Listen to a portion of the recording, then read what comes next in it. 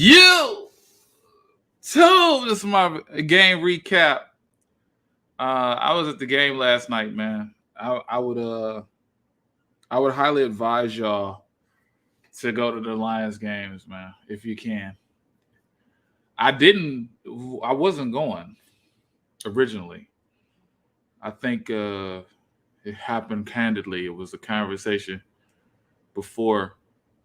Before it was like the game, the night of the day before the game. It was the day before, and that night I asked my girlfriend, "You want to go to the Lions game?" She's like, "Really?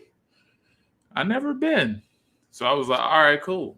I bought the tickets right there, and it was like $25, something like that. They'll be back August 27th, but I highly advise that y'all go to some of these Lions games, man. Like, just highly advise, just taking the family out while it's preseason.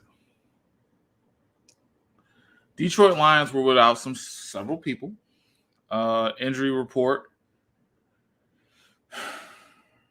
They weren't playing with all their starters. But I did not like. Let's not start off like that. This is Spirit of Detroit Podcast. I'm Abe Giovanni. I'm your host. I'm gonna say what I like first, the winners and losers first, because that's what you want to hear. That's what you want to see, the winners and losers. So, quick notes. I'm reading from my phone.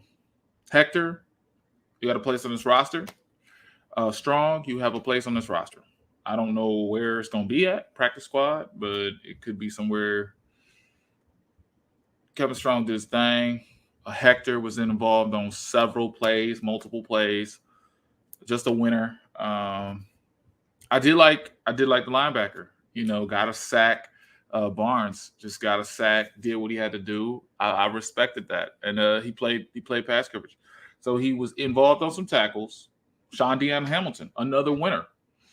Sean Deon Hamilton on one drive just showed his dominance. Now, again, I was at the game, so I wasn't particularly addressing the game as I would address the game if I was at home. If I'm at home, I'm way more critical. I know who's in. I'm writing things down. I'm at the game. I got a beer in my hand. I'm relaxed. But there were several things about this game that I didn't like. Oh, another winner was Allison. Geronimo Allison came down with a big catch. I believe that was a third down. Came down with a big catch. Oh, how could I forget the running back, 46, dude off the street, 40 and 46. Them boys was working. I think one was named Leak and one was named Reynolds. I didn't tell them apart at all because, but they was working. One was on special teams. He was working on special teams, and then he won the game a couple times. And then Reynolds again. And Mills a winner. Mills, yeah, played good. Elise Mack had a big block that I don't think nobody's seen. Elise Mack had a block, but then on the next play, which was a big run by Williams, it was like he was looking for someone to block, and it kind of stopped the play, but it was still a 5-yard gain. The Lions continued to run, which was good. You wanted to dominate. You wanted to show physicality.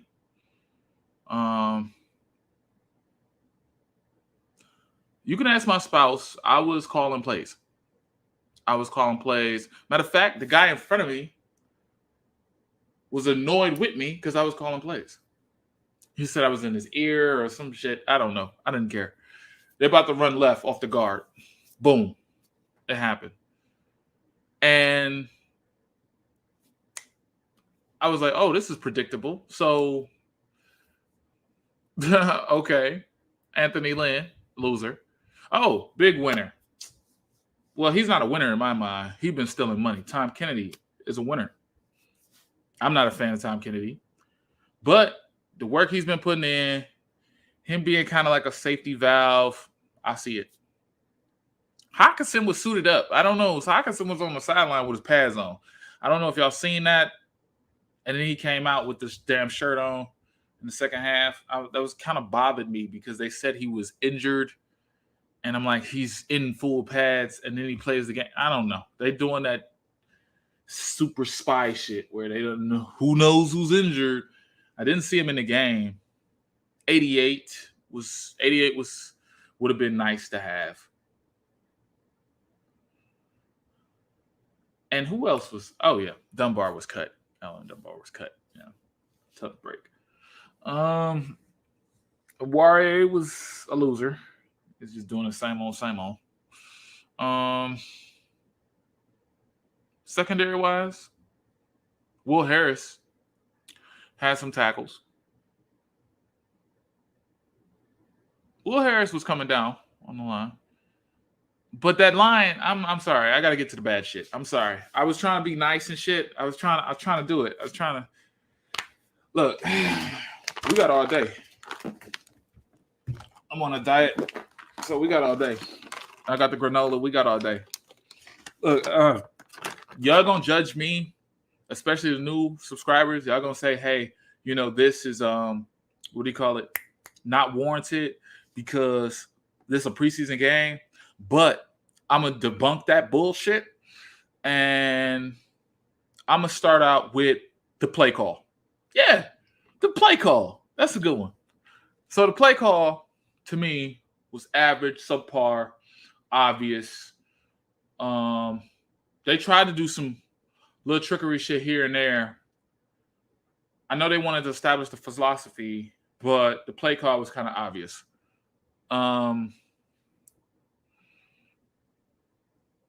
Especially running out of the jumbo formation, kind of obvious. But I guess you want 3-yard gains or whatever the fuck. So the play call for me, the first drive with Jared Goff. And y'all gonna say, oh, they knocked the rust off. They're knocking the rust off. Jared Goff didn't have a pass over 12 yards to the end of end of the first, 2 minutes in the first. So his first down was to Amon-Ra. And then he had another one to Williams. I had seen him break open. It was crazy to watch. It was like everybody's pointing, like the whole right here. Like, And I'm like, okay, that one for like 13. Then he had like one for 12 again. And that's okay. But he was doing a lot of shit to the flat. I think that's their whole fucking offense. There's a lot of shit to the flat and eking out to the outside and trying to make a play with your wide receivers, try to get some yak with the running back or whatever. And there was a middle wide open. Like, people was running in the middle wide open. Now, I did like Jared when he rolls out to the right. It was incomplete, I believe. But when he rolls out and he has half the field to work with and that West Coast style. And shout out to Jared Goff with his mobility. Shout out to him because Stafford was never mobile like that. So he was doing some shit. Stafford was more strong, mobile. So if he did run, he was running through people or trying to, but getting hurt. I remember Stafford trucked somebody. He was like, let's go. He got up. That's one time I was like, all right, Stafford was good. I think that was last year or the year before. Anyway, Jared Goff is so much more productive when he has half the field to work with. And there is a West Coast style offense where you have 3 levels of receivers. You have a tight end on a drag route. You have the wide receiver, the ex-wide receiver coming over here for a 10-yard pass, and then you might have a streak down the road. He is so much better that way. I hope they use him like that in that sense because he's so much more. It just seems like he was built to be a West Coast. I don't want to compare him to like. He's a Bill Walsh quarterback to me. He is. I'm not going to use those names. Steve Smith, obviously, and I'm not going to use those names. But he works so much better that way. The run game, Williams doesn't surprise me. Swift was out with an injury. I don't believe that. He's hurt. My biggest thing on the Swift thing, honestly, is that you're trying to preserve your Jarrett, you're not your TJ Hawkinsons, your I was about to call him Javid Best again. Swift. You're trying to preserve your Swifts. You're trying to preserve the dudes you know are going to be elite, and those dudes that are out there trying to make something happen. Let them make something happen. You know, Jared Goff needs work. You know, the last game he played with was what, January? So I'm all for it. The thing about the offense that I really liked was this offense really is the style of offense we needed to close out games before. When the Lions were, especially last year against the Bears, running the ball, consistently running the ball. Third down offense, trying to get third down. I know the Lions say they were very efficient on third downs. I think the team was okay on third downs. They got bailed out a lot because of penalties. We'll get to that the second half or the second quarter in a minute. I just wanted to see this team flow and see how the game flow was. And it was very manageable. It's just manageable game. It's always manageable. It's always the flow of the Kansas City Chiefs is very fast-paced, boom or bust play. Game management of the Ravens is somewhat like the Lions right now. Tennessee Titans, somewhat just running the ball, controlling the clock, and that's okay. That's a style you can run with. You can run with that style. I don't like my quarterback getting sacked on the first drive. I don't like him being swarmed, and it's kind of hard when you're in the seats and you just see you see the speed of these dudes. It's like they wasn't even. It's like they get out the way, Sewell. I'm like, wow, Jared Goff gonna take some hits. Offensive line needs to gel really soon and really quick because Jared Goff, I cannot afford for you to get hurt.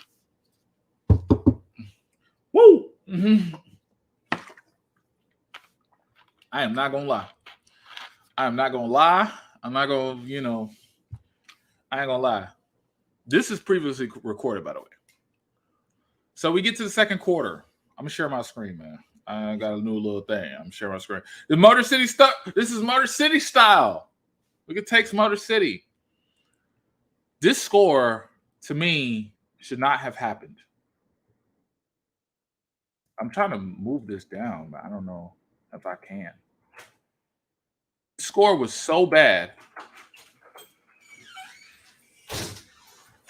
The score was pedestrian.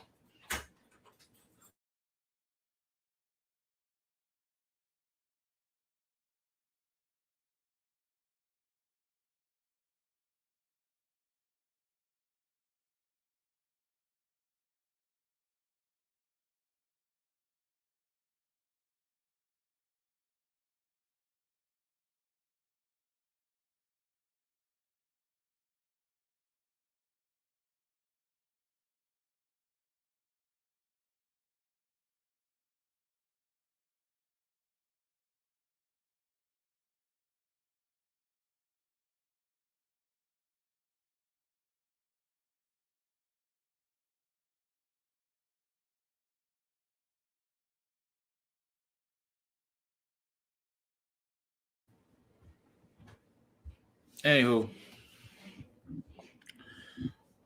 yeah, 13-15 shouldn't have happened.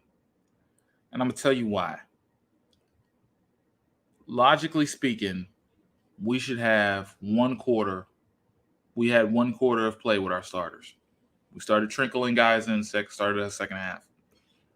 We should have had at least one touchdown. At least. And offensive success or drive efficiency, that's what the game's about. That's how you win the game. My biggest problem with the stalling and the kicking and punts is it doesn't lead to winning football. So they need a lot more practice flow. They need a lot more work in that department. I know I'm going to sound crazy to people. It's a preseason game. Okay. You keep saying that shit. Okay. But the way they've practiced has been the same way they performed. Dink and dunk, down the field, establish the run. It's the same thing we've seen in practice. So it shouldn't surprise nobody.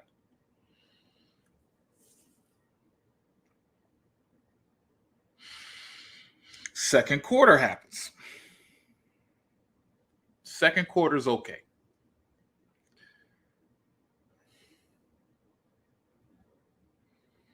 Tim Boyle comes in. Again, we have an issue at backup quarterback. Y'all say, oh, it's a preseason game. He could not get out of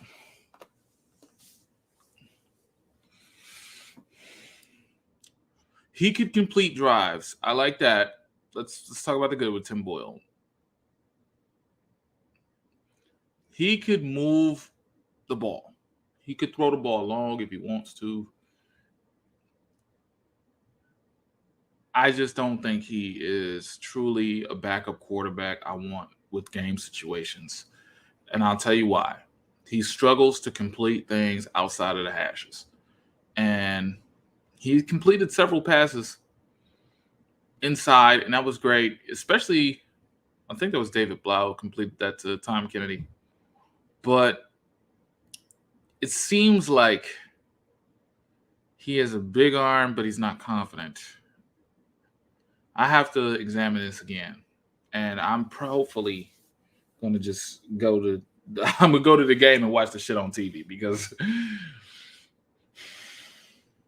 when you're looking at these players, like, you're on the sideline. You see Dan Campbell on the sideline with his little, and I'm like, what is he doing? And I'm like, where's Anthony Lynn? And Anthony Lynn's, I guess, in the box. Like, do they see what I see? They're playing just cover 2 zone. They're playing man-to-man. They're playing base coverages. They ain't even rushing 6 or 7 at you. And they're getting pressure. And Tim Boyle is looking crazy. Like, it kind of bothers me that Ed Oliver got to the quarterback, and then these no-name motherfuckers got to the with this reworked offensive line. But the line has to gel. It was really apparent to me that this offense is going to be rusty at first. So hopefully in the next game, even with Tim Boyle in, they rusty as hell. Hopefully the next game is a dress rehearsal where the offense plays 3 quarters. What good is it to move the ball when you can't score? It drives me insane. So fast forward to 13-6.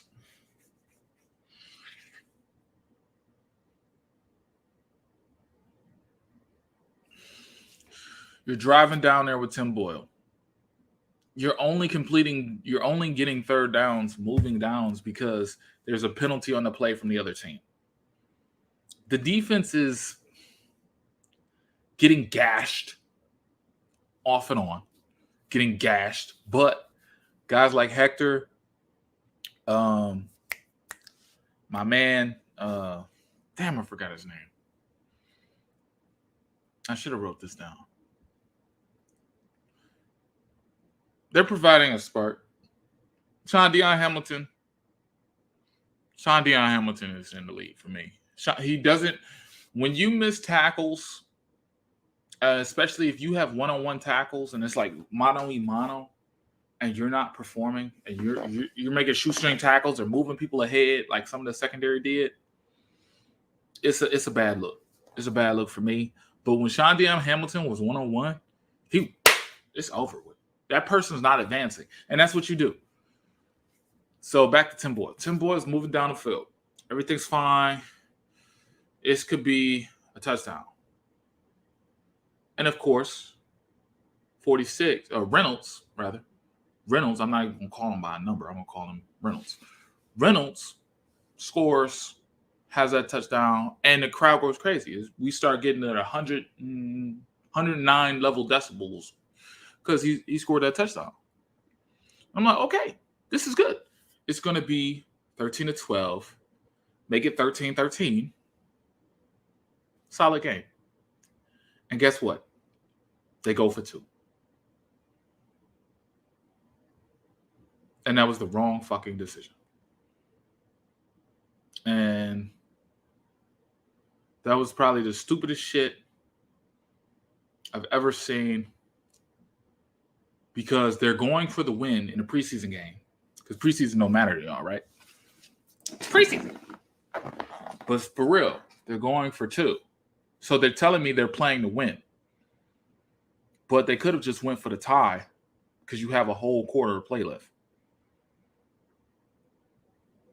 You still have time in the game left.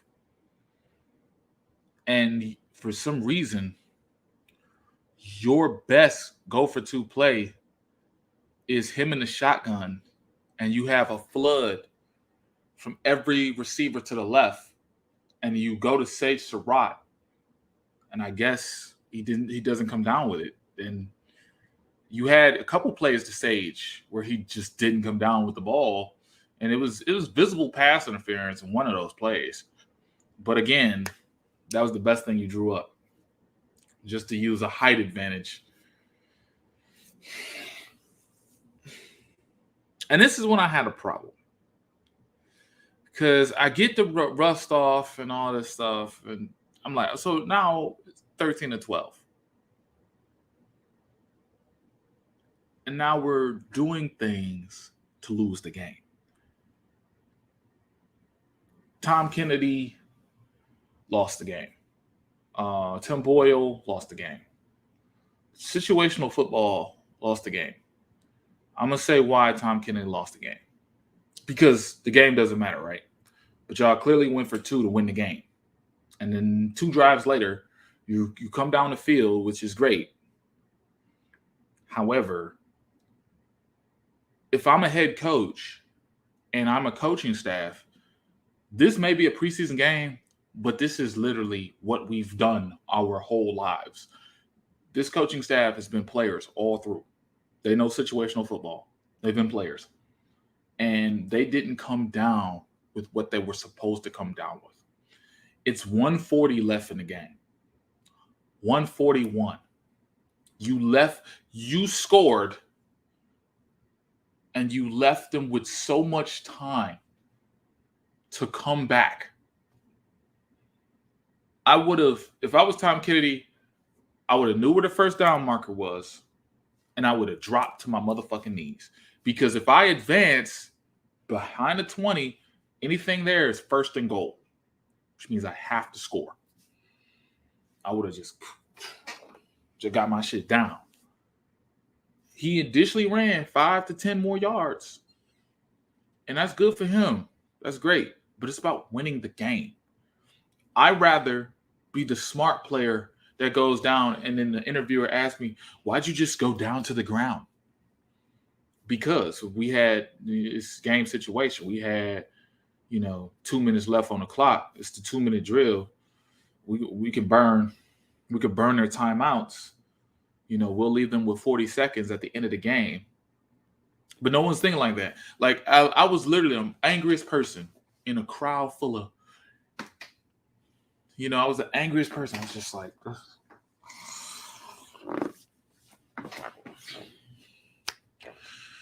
And it was bad. So that's pretty much my synopsis of that situation. Then your defense can't stop nobody. Okay, shout out to 47. I don't know, Bobby, whatever the fuck. Now I see how hard this live stream shit is. Shout out to Bobby, whatever. 47 had he had 3 solid plays on the ball. 3 solid plays. No, he had 2 solid plays and 1 negative play. And that's when 5 went all the way down, and he visibly got beat on a double move and just stilled the game for the other team. And to me, again, Bobby Price needs to understand situation. You pat the ball down on key third down. Previous drive, you was doing some shit. But you see a whole different receiver line up on you. The return guy. To me, if I'm that person, I'm like, all right, they about to put the return guy right here. This is probably the fastest dude on the team, for real. So I got to be on my P's and Q's. He probably going deep just based off the situation. Again, the situation is going to tell you what's going to happen in the game. The situation is going to tell you exactly what needs to happen, exactly what needs to occur. And for me, it was, I mean, just come on. Just come on. Whether it was Fromm or Klein, you knew you were going deep. Like, you knew they were going deep. You knew they needed to cover some certain amount of ground in a minute. So it should have been, I'm not justifying, I'm not saying that the play call should have been different. I'm saying that you as a cornerback know, okay, so they might try to go deep. One of these receivers going to go deep. Or they're going to go deep down the middle. So the safety, like based on situation, third down, they need 10 yards. So I'm already going to play off. I'm not going to fall for the okie doke. I'm already going to play off. He was on press.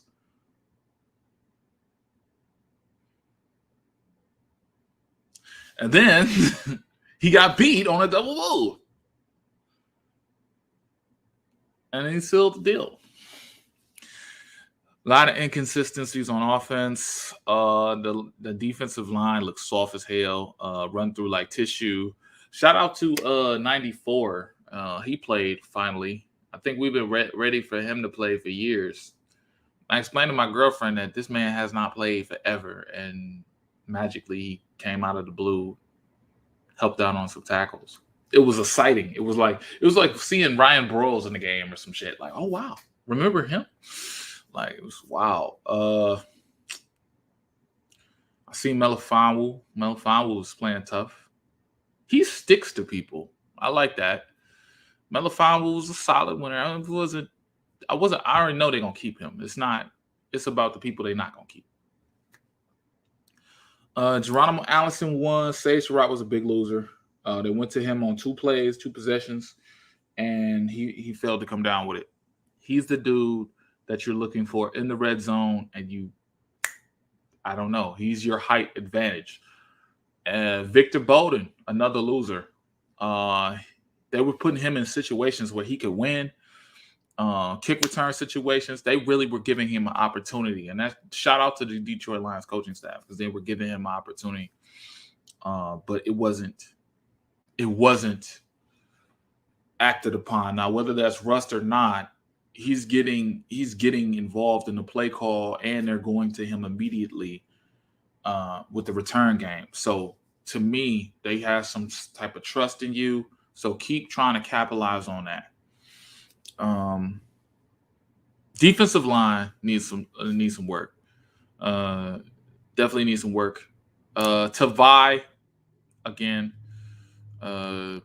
he played with the second, third team. It looks like he wasn't doing nothing. Honestly, I just didn't see nothing from him. I didn't see nothing from Trey Flowers either. Maybe I'm mistaken. Maybe I should just watch the game at home, because honestly, it's a better view and saves a little more money. Who else really stood out to me? There was someone else really stood out. Geronimo Allison just catching passes was remarkable.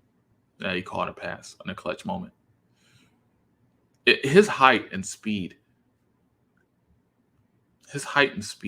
You should be able to. Oh my God, he would go off if he was a slot corner. If he was a slot receiver, he should be able to go off. In theory, 6'3", that tall. Dude need to work with like some people, man. He need to work with like Larry Fitzgerald or some of them people that be training. He need to work with them for real.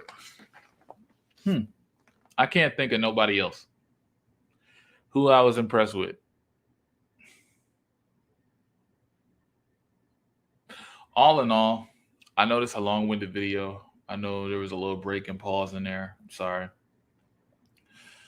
I liked what the Lions did in terms of running the ball. Again, this is not to bash them, but the coaching staff needed to capitalize on that minute 40 situation. That's a situation that's going to happen in the game. You're going to have a minute 40 left in the game, and you score too quickly, the other team can march down the field. You want to kick the field goal, burn the timeouts, do whatever you have to do, to get what you have to get. And they failed to do that. So that's on that coaching staff. Look for more situations like that by week 10, because y'all going to be saying the same shit I'm saying. I just sound crazy because it's preseason. But you play to win the game when you go for 2. I just hope y'all know that. You play to win the game. And David Blau.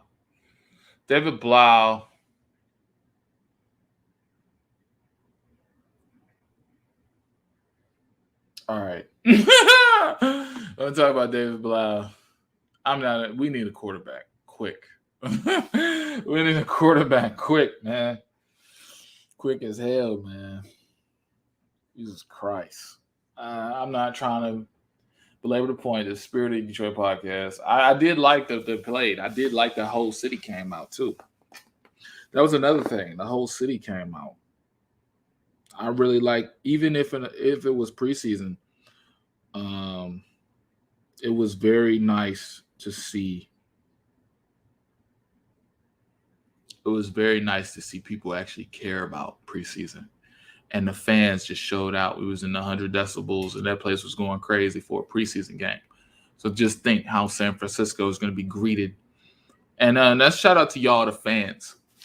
Think how San Francisco is going to come down here and try to get tough and try to be greeted. They're going to get beat. They're going to get beat real quick. So just off the psychological effects of being in a loud room like this.